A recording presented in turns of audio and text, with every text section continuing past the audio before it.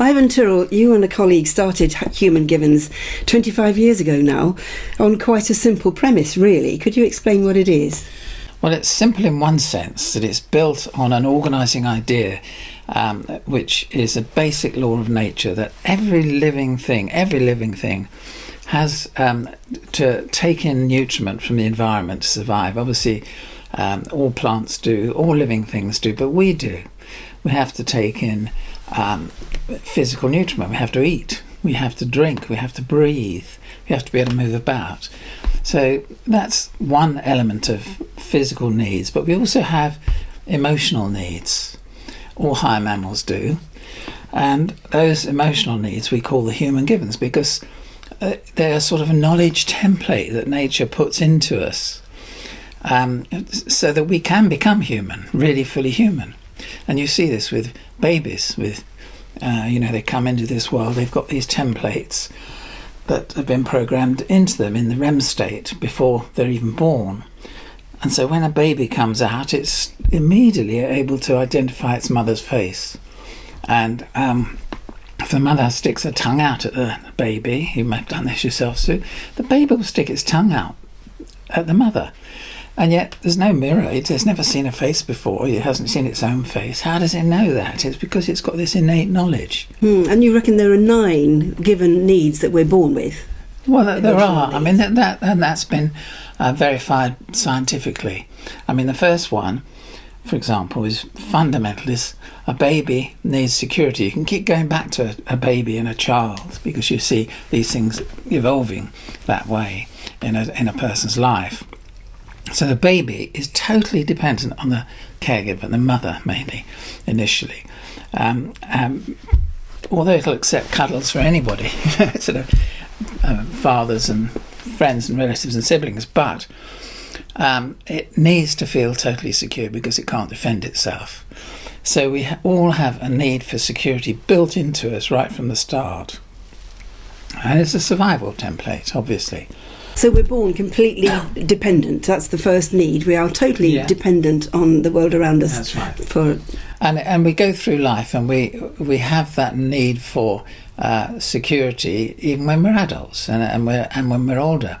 And as we get very old, we need care also, many of us, because we feel insecure because we can't do the things we could do when we were young. So it's in our genes that we need to feel secure. And if we don't feel secure, we start to get anxious very quickly. Babies do, but adults do as well. So we're all born with these, 9 identifiable emotional needs. Yes. And we're almost like they need to be wired into us as we grow up, if we're going to grow up into be healthy beings. So yeah, I mean, basically, if these are knowledge templates, to be a really successful human being, to fulfill ourselves, our potential, every child and adult has to work to try and get that need met in the environment. And if it's not being met in the environment, that's when you start to feel anxious or get depressed or angry or whatever. And you see this with children. If they can't get what they want, they will get angry, for example. And you have all sorts of problems throughout life if needs aren't being met. For example, we have a need for intimacy and connection to the wider community, and if you're not getting that need met, you become lonely, and when you're lonely you get depressed. There's a huge correlation between loneliness and depression and anxiety as well.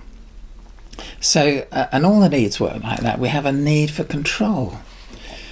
We have if we feel that life is running away and we're not controlling our health, our finances, our relationships and so on, we get very anxious very quickly. And anxiety is always a precursor to depression because you start to worry when you're anxious, and worrying brings on depression. And it's the same with all the other needs. Like, we have a need for status. I've worked with somebody who is very, very successful. He was headhunted from a big computer company where he was the CEO to another computer company, but the director who headhunted him didn't tell the other directors, so they just gave him a non-job. So he was getting more money but had a non-job, and he'd lost all status because they were just sidelining him, cold shouldering him. and he went into profound suicidal depression. So the whole business about status is important. That's why it's very important to give status to children when they achieve something. Status has to be earned. You don't just give somebody a prize just for existing and getting up in the morning, like happens in some schools today.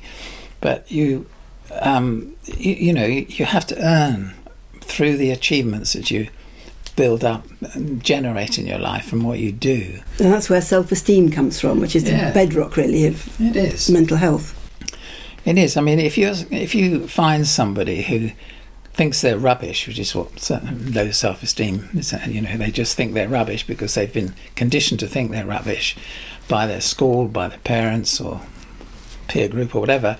They think they're rubbish. The way to help them is to take them away from that environment, which is deeply destructive, and to teach them something new. So that's why those sort of outward bound schools are brilliant, where you take these inner city kids who have low self-esteem off into the wilds and teach them, I don't know, potholing or canoeing or how to ride a horse.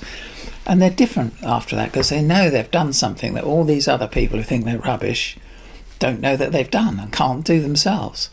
So when somebody comes to you as a counsellor, a patient or a client, what tends to be the problem? What do they need from you? Well, they come to borrow your brain for a bit, actually, because you can't think when you're highly emotional, and only people go when their emotions are out of control. So they're angry, they're depressed, or they're addicted to something, anxious. So, and in that state of high anxiety and high emotion, you can't think your way out of it. You just feel trapped in it. So you come along to somebody and you borrow their brain for a bit, and that person then has to build rapport with you quickly, which is fairly easy to do, and any good car salesman knows how to do that. You mean the counsellor has to build a rapport with the patient? So they begin to trust you. And you can do that fairly quickly, and then you have to question them. You need information from them. So you have to assess exactly what the needs are that aren't being met in that person. That's one aspect of it. But you also have to find out what things they've done in the past that they felt good about, that they've achieved, their achievements, and also their character. Have they got a sense of humour? Some say they haven't. But in fact, I had a woman once who came to me. She'd been in and out of mental hospital for 12 years, and she had 3 suicide attempts, and now she was talking about committing suicide again, and she was awful, going on and on and on. It was sort of draining my life force just listening to her, how miserable she was. So I said to her, well, what makes you laugh? And she just said, well, nothing makes me laugh. And I said, come on, everybody's got a sense of humour. And she said, I have no sense of humour. And I thought, oh God, what am I going to do? But then I just said, because she's in a trance state, depression is a trance state, I said, close your eyes for a moment. She obediently closed her eyes, and I said, just go back to the last time you had tears of laughter rolling down your face. And she did. Within a very short time, 20 seconds or so, she started smiling, and half a minute after that, tears of laughter rolling down her face, because she'd remembered something where that had actually happened. So it broke the trance of depression. To unlock something. It unlocked something because she was totally focused. That's what a trance state is a state of focused attention. She was focused on all the bad stuff. So, and then I was able to work with her, find out what it was that was really bothering her and move her on. And she did. She didn't go into the hospital or anything. You said depression is a trance-like state. What did you mean by that? A trance is basically a state of focused attention. We're all in and out of trances all the time, when we're watching television or reading a book or driving the car or whatever we're doing, we're going in and out of trance states. But and depression is a trance because they're focused on the bad stuff in their life, and then they go into an even deeper trance at night when they dream. That's the deepest type of trance state, when you cut out all good things of your life in that depressive trance state. You can't remember the bigger context. You can't remember that, for example, in her case, that she did laugh, and she used to laugh, and she did have a sense of humour, but she couldn't remember that because she's in this very locked down state. So you can't actually learn anything without going into a trance state. So do you induce the trance state as well as Well, part a of the therapist therapy? does, obviously. Yeah. But in fact, most people, the moment you start talking about your feelings, you go into a trance yourself. You say, this is why doctors have to be so careful what they say to patients, because they arrive in the doctor's surgery anxious about pains or problems that they've got. So they're already in a trance state, and in that state we're highly, highly suggestible. That suggestibility is a huge vulnerability for human beings, but on the other hand, we need to go into trance states to learn something new. All children go into trance states when they're fascinated by something. So tuning into your own mind, your own system. Well, what you're doing, you've got these innate needs, and you're going and you're trying to activate your curiosity. You have to activate your curiosity to get these needs met. Where can I get food? Where can I get some attention, which is another need. We'll come to that in a minute. But so you're focusing your mind, your attention on person who's giving you attention, or knowledge if you're interested in knowledge, or learning a skill or a sport or gardening or whatever it is you're doing. You're focusing your attention, and when you focus attention you cut out all other stuff. You don't need to be, if you're gardening, you don't need to be thinking about learning Spanish at the same time. You're doing the gardening. So you have to discriminate between what is really useful for you to learn about plants, say, and anything else. And if something comes in and interrupts you, it takes you out of a gardening trance or a reading trance or a music trance or whatever it is you've been doing, or just relaxing. When we're daydreaming, we're using up more energy than when we're really concentrating on something, funnily enough. The brain is burning off an enormous amount of energy when we just switch off. And this is again something that's only fairly recently been discovered, but it happens to be true. Attention is a form of nutrition. Every baby needs attention. We all need attention. We need a certain amount. But the thing about attention is we need to be weaned off it as well, because all these needs, if they overpower other needs, you become very weak as a person. So, for example, attention seekers are a right pain, aren't they? You have to go through a personal journey of weaning yourself off the need for attention, weaning off your need for status, and all these things. So it's all done in a sort of balanced way. And first of all, of course, you have to recognise that in yourself, because a lot of people don't recognise that's what they're doing. Yeah, they don't. So how does the process actually work? Somebody comes to you and you have to try and work out what the needs are that need to be met, and how you're going to address them, how you're going to get them to recognise what they need. Yeah, well, you have in your mind this question is, what's stopping this person from functioning well? Why are they depressed? Why are they anxious? Why are they having anger outbursts? How long does that tend to take? Well, not that long, A couple of sessions? Yeah. Because if you've got good rapport and you start talking to them, it all pours out of them, and then you have you can very quickly get a picture in your mind of the kind of things that of their life, the kind of things that are stopping them getting needs met. So, for example, you find out that perhaps they're being bullied at work or at school if they're children or youngsters. And if you're being bullied, that's hugely stressful. It's a dreadful thing to happen. And that can plunge people into depression. We're just recognising coercive control, aren't we? As something in people's lives. That's right. Yeah, I mean, that's a real problem. I know somebody who's suffered for that coercive control a lot, and it's wrecking them. They just can't function properly. So you find that out, but you also have to find out good things about the person, what they feel good about themselves about, because you use that at a later stage in the therapy you feed back the good feelings that they did have in the past, like when they learned something. You learn to speak another language or learn to read and write. And some people have such dreadful upbringings that they can't remember anything good, and that's awful. But you can then sort of get them into a trancey state by saying, look, there was a time when you did something absolutely wonderful.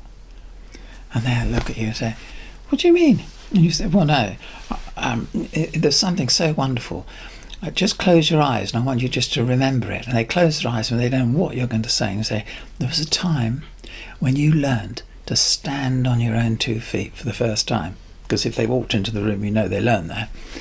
And so you then go on and say, you know, you didn't give up. You kept falling back on your bottom. You were only about 11 months old, but you pulled yourself up again and you kept going until you could stand on your own 2 feet. And that's an embedded suggestion, you know, stand on your own 2 feet, which is what you want them to do now. But you kind of link them back to that sense of achievement that they had. And you could do the same with reading and writing as well, if they can read and write, if they're not illiterate. So all those kind of techniques you can employ when you get somebody in a very focused state of attention, and it works beautifully. How can you tell when you've made that breakthrough, when you've got through to somebody and it's succeeding?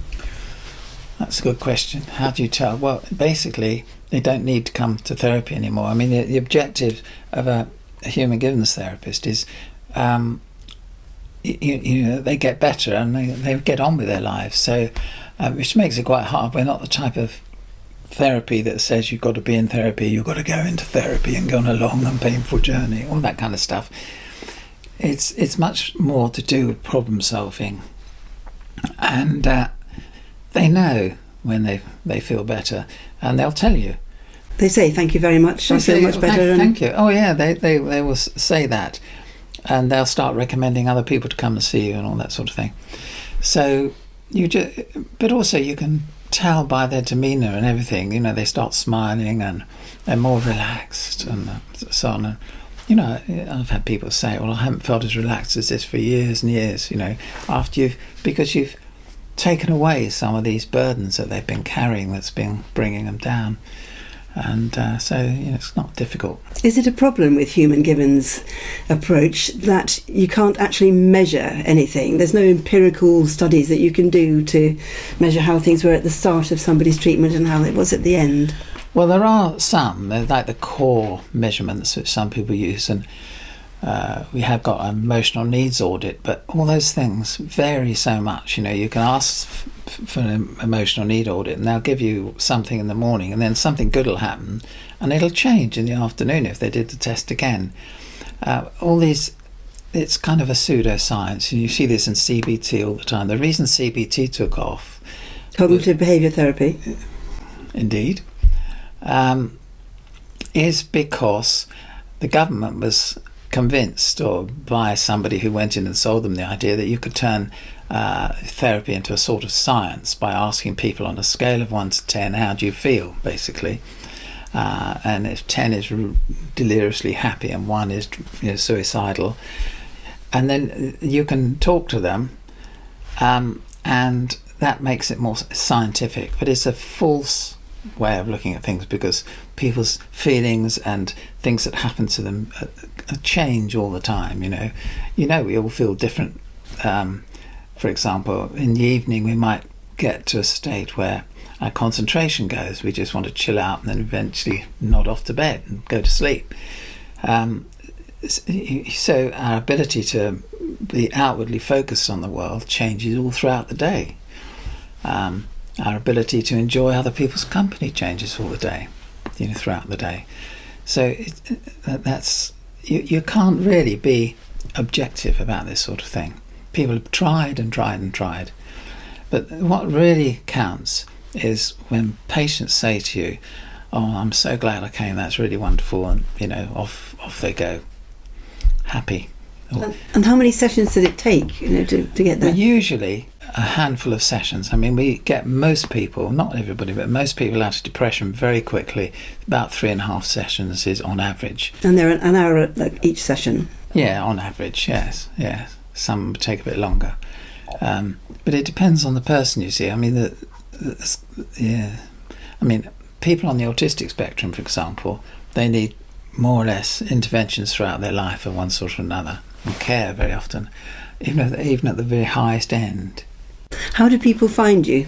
Do they are they referred by anybody, or? Yeah, well, we've got, yes. I mean, a lot of people get when doctors get to know that you're having success, they will refer people to you, and there is a register of human givens, people using a human givens approach. But you see that the thing is about the human givens approach, because it's sort of holistic and it's sort of science-based. People who coming from a particular ideological view of what therapy is, like person-centered counselling or psychoanalytic counselling of one sort or another, or CBT and so on, they don't like people who come along and say, well, actually you can solve these problems and move people along fairly quickly most of the time, not all the time, but most of the time.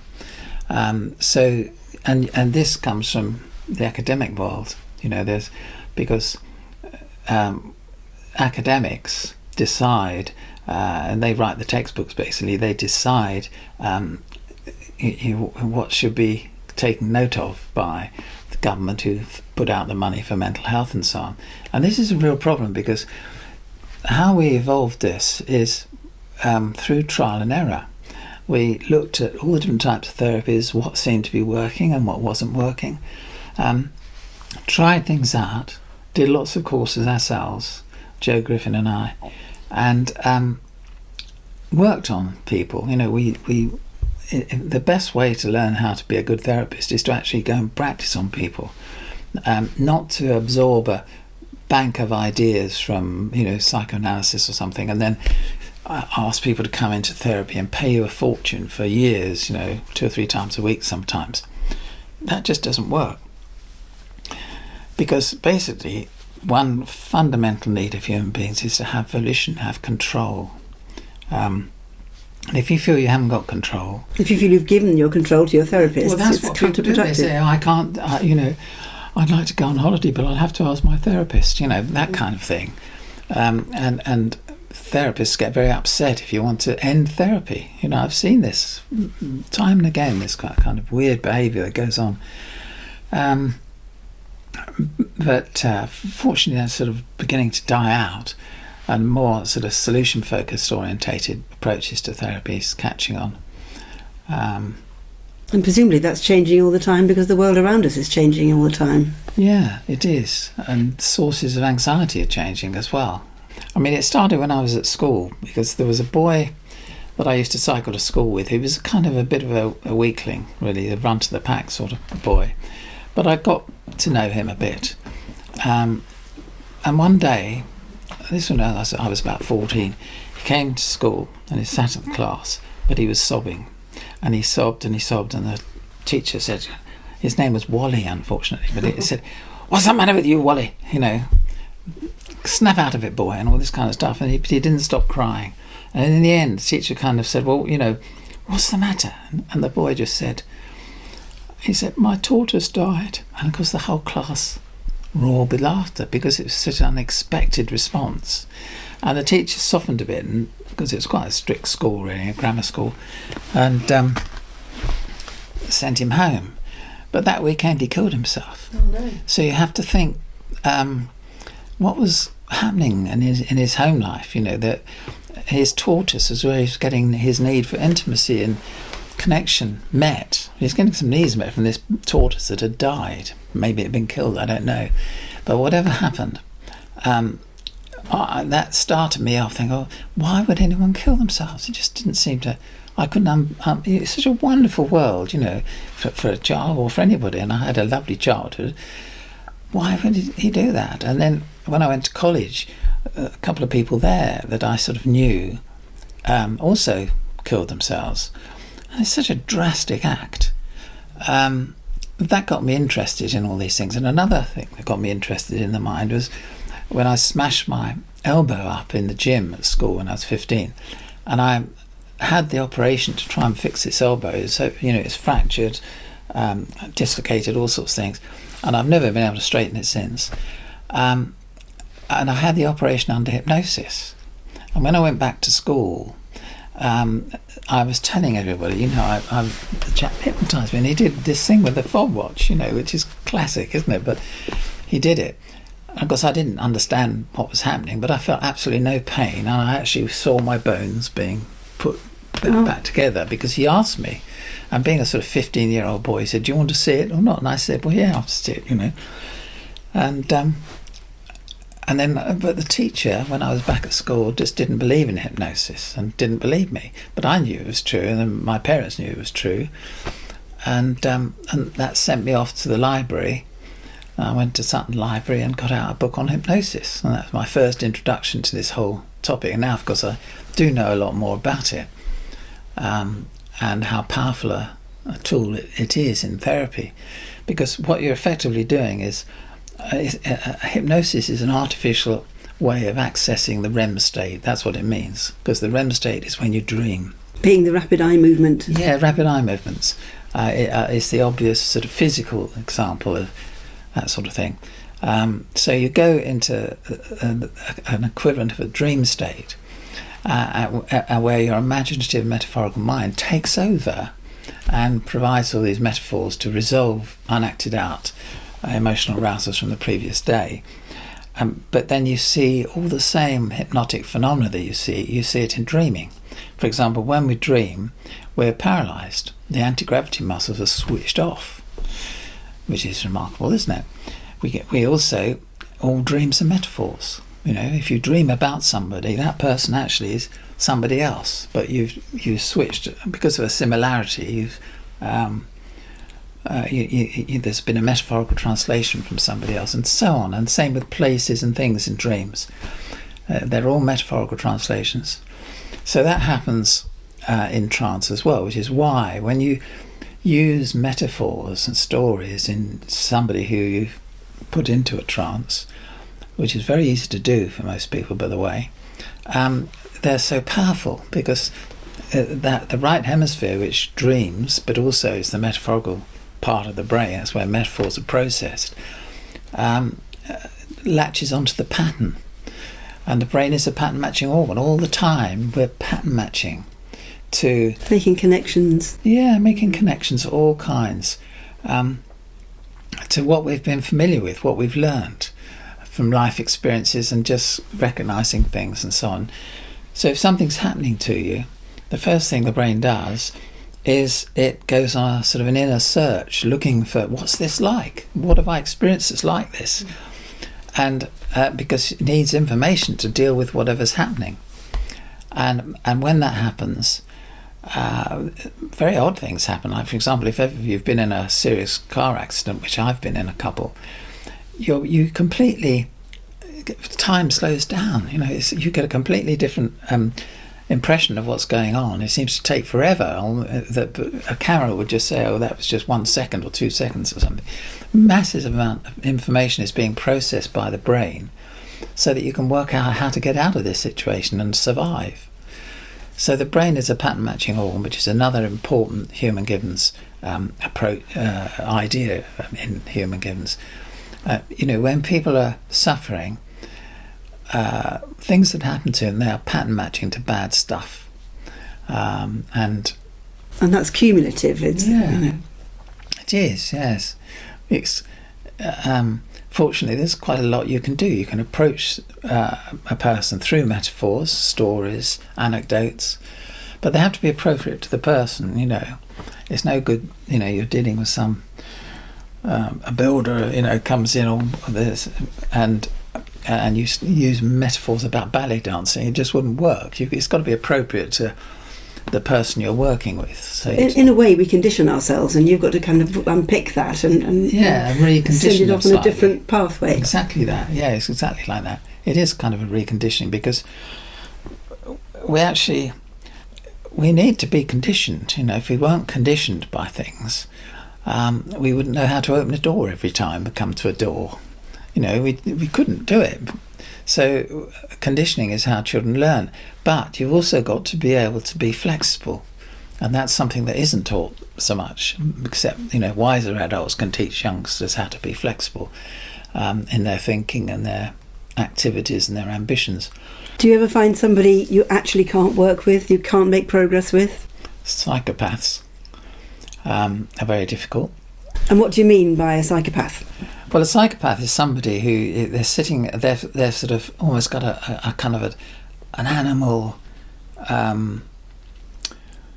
hatred of humanity, really, and a total narcissism about them. They're totally narcissistic. Whatever they want, they feel they have a right to have, and it doesn't matter how much other people suffer to get them. You remember that? You and I can remember when Access was introduced, and it said, "Take the waiting out of wanting." Do you remember that advertising phrase? That's a psychopath's charter. If they want something, they don't want to wait, and they will knock down anybody who tries to get in their way. How often do you get somebody who is so self-aware enough, a psychopath is self-aware enough to come to you for help? Well, it's usually other people that bring them, like, for example, parents of a psychopathic adolescent boy, or managers dealing with social psychopaths. So there are 9 main needs. I mean, for example, the privacy is a need. The need to be able to take yourself out of the present troubles and just to reflect and think about things and solve problems in your mind. You need to be able to get away from people, from time to time. You don't want to become a hermit or anything like that, but you do need the ability to access privacy in your own mind and being. Privacy means that you don't feel observed, therefore you don't have to worry about how you're coming over to other people. You kind of can be, you can react to the situation purely as yourself. Yes, that's right. You see, I mean, if you're in prison and there's other people sharing your prison cell, you never ever have any privacy. If you're in some types of boarding schools, you don't get much privacy, or if you're in the military, you don't get much privacy. And that element, if you can't take yourself off to be quiet on your own from time to time, you can't reflect and solve problems, through reflection. So that's another important need. Another one that we haven't touched on is the need for meaning and purpose. And the ways we get meaning and purpose met in our lives are threefold, really. One is by serving other people. So raising a family, working with colleagues in teams, doing charitable work, serving people, being a nurse or a doctor or a teacher, serving others. Feeling worthwhile as the person. Yeah, it's intrinsically meaningful. There's a reason to get up in the morning because people need you. So that's one way. Another is we get the need met by learning, by developing new skills, by in sport or academically or in crafts of one sort or another, the work that we do. That is intrinsically meaningful. And the third way we get meaning met is by feeling connected to ideas that are bigger than ourselves. And they might be political ideas, philosophical ideas, religious ideas, or spiritual, going on a spiritual search for meaning. What is it all about, this life? And so those are how we get our need for meaning met. And the reason we need to feel that life is meaningful, because we all know as human beings, in a way that animals and plants don't know, is that we're going to die. Every single one of us knows that, sooner or later. And we're going to have to leave all this behind. And we need to leave it not with regret, but we just need to leave it in a healthy way. And that's a sad thing, but if we think that life is meaningful, we can cope with it, So do you think we need to leave an imprint somehow, or do we need to feel we've left an imprint of some sort? Well, a lot of people clearly do feel that they need to make up their mark, as it were. But when you think about all the millions and hundreds and thousands and millions of people that have lived on the planet, very few leave a mark that we're all aware of today. So what might be the main reasons that some of these needs are being blocked, not being met? Well, there's 3 main reasons here, and that is the first, which is really important, is that a person's living or working in a toxic environment. And that might be that they're being constantly criticised or over-mothered if they're youngsters, or bullied at work or at school, or in the general environment, they're living in an environment that's very violent. You know, there's gang fights on the street outside or whatever, or a war zone, for heaven's sake. You know, that you can't get more toxic than that. So that's that toxicity in the environment and the way a person is living and being brought up or working with threats all the time. That's going to prevent people from, certainly you couldn't relax and reflect on or anything like that, could you? You wouldn't get your need for intimacy met. You just wouldn't in that kind of environment. So there's danger and threat. Yes. The second main reason that people get prevent people getting their needs met is that they don't know how to do it. Their internal guidance system, this innate resource that guides us to try and get these needs, has been badly operated on by their parents or whatever. So they might think that they're useless, or that they've got learned helplessness and those kind of things. So they're just not able to function very well because of that kind of thing. So they're not using their imagination properly, or they're misusing their imagination by worrying, for example. So those kind of things. And then the third one is that there is actual damage done to them. That damage might be being done by an accident, car accident, damaging the head, or genetic damage, as in sort of autism or something like that, or trauma. Traumas are hugely damaging when people have terrible things happen to them, and that creates a pattern in their brain that stops them functioning well. And in this most serious case, it's post-traumatic stress disorder, as we all know about. That needs to be addressed as well, and that those traumas can be addressed, usually very effectively and very quickly. Human given therapists. I mean, I remember a woman who had her leg blown off by the IRA at Victoria Station, and for years she would have nightmares and flashbacks, and she couldn't go on stations and all this sort of thing. And I used this technique that we teach human given therapists to remove that traumatic pattern from her brain, so that she was able to go on trains and live a normal life again, even though she had an artificial leg. And she did the diploma and did a lot of work for charity for people suffering post-traumatic stress disorder. So you can remove traumas, and traumas can be quite slight as well. You can be traumatized by embarrassments, you know, because if your brain is a pattern matching organ, you can get into a similar situation that you got into once before, where you were very embarrassed, and you suddenly feel this wave of embarrassed emotion come over you, which isn't really connected to the present, but is connected to something that happened in the past. So you can deal with that kind of thing as well. How easy is it to get the person to recognise the physical trauma's easier to spot, I suppose, but if you might not realise that you've been undermined systematically since your childhood, or you might not realise you've been in a toxic environment for such a long time because it's a normal situation for them. Yes, it is difficult because they have to. It can be difficult. Some do know, of course, and they'll tell you. Others try and hide it. The interesting thing about this human givens approach, I think, is that you can apply it in business, you can apply it in education, the way you treat children and teachers and parents, who all have these needs, and they should all be trying to get these needs met. I nearly threw the radio out the window once when I heard some New Labour minister saying, we must put the children first. No. You should put the parents equally with the children, and the teachers equally. So the teachers need to feel they've got volition and control over the classroom, not be having it imposed from above. The parents need to be involved.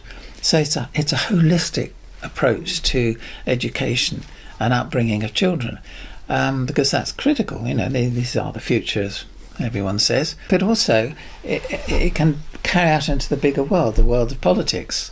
You know, if a politician is producing policies that are going to make people find it even harder to get their needs met in the world, that politician should be given the sack.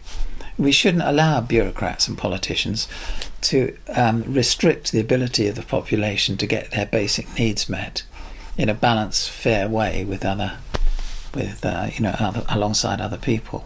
And they should understand the innate resources that we have to help us get our needs met as well. The ability, for example, to use our imagination needs to be encouraged, but not misuse the imagination, like through worrying and so on. The ability to empathise with other people, that's a great resource of human beings have. The ability to dream away our troubles, which we have, which we do every night. Sleep is really important. That needs to be encouraged, and good sleep patterns need to be encouraged. But you can take these ideas into politics and diplomacy. And I know John's just arrived, so you can talk to him as well about that, because he's taken these ideas and started talking to people in different countries about them to help resolve conflicts. Conflict resolution is really, really important, but you can't do conflict resolution unless you get people to understand it's to resolve these difficulties that the world is in. It requires emotional needs to be met. It's mutual needs satisfaction, just as it is if you're trying to help a couple in a poor relationship. You'll only help them if you get an agreement about mutual needs satisfaction. We're talking about mental health more and more, at least we're recognising in the world now that mental health is really important, and it seems that more and more people are at least aware of the fact they have mental health problems. Yes. So presumably human givens is, there's more need for it than ever before. Absolutely is. There's a massive need. I mean, governments throughout the world have spent hundreds of thousands of millions of pounds on mental health, and still the rates of depression rise, still addictions get worse, still relationships and families break down. So of course there is an increasing need, and one of the reasons there is that increasing need is because there aren't good organising ideas about what a mentally healthy person looks like. It just isn't. And how do you define that then? Well, as somebody who's able to function and move forward and evolve in their own life without the huge stresses of having to deal with needs that aren't being met. So, they've got good relationships, they've got intimacy in their lives, they've got achievements that they're striving for and making successful moves for, they've got meaning and purpose in their lives, etc. They feel safe-ish, but not so safe that they don't take risks. Because you've got to take risks. Humanity wouldn't have moved forward without risk takers, but even a risk taker feels safe in their competence to deal with the risks, although from time to time they do fall off mountains and all the rest of it. They can go horribly wrong. You were talking about what makes somebody able to survive in this world mentally. Well, the feeling that you're moving forward is really important. And you move forward when your needs are being fairly well met within reason. People can find out much more about human givens. If you just Google human givens, you can find out about the courses and the training, and the best-selling book, which got to number 15 on Amazon against cat books, novelists, and all sorts of things, because the ideas in it are so powerful. And when I knew we were going to have this talk, I reread it. And it's an amazing book, even though I had some part to play in writing it. But there's so many rich ideas in there that it's transforming people's lives. I mean, people call it their Bible and things like this, which is a bit over the top, really, but they do. Are you optimistic about the future of mental health? I am optimistic if better ideas are taken up. But when these ideas are taken up, will only occur when the government stops interfering and lets people get on with their job. Give people who are really good at doing therapy, for example, and managing care homes and mental hospitals and things, the responsibility for doing it themselves in the way that they can see really works. Then we might make some progress. But at the moment, it's the people who hold the purse strings, our money, our taxpayers' money, that dictate policies. And those policies just aren't working for an awful lot of people, unfortunately. Resources. Resources. Thank you very much, Ivan. My pleasure.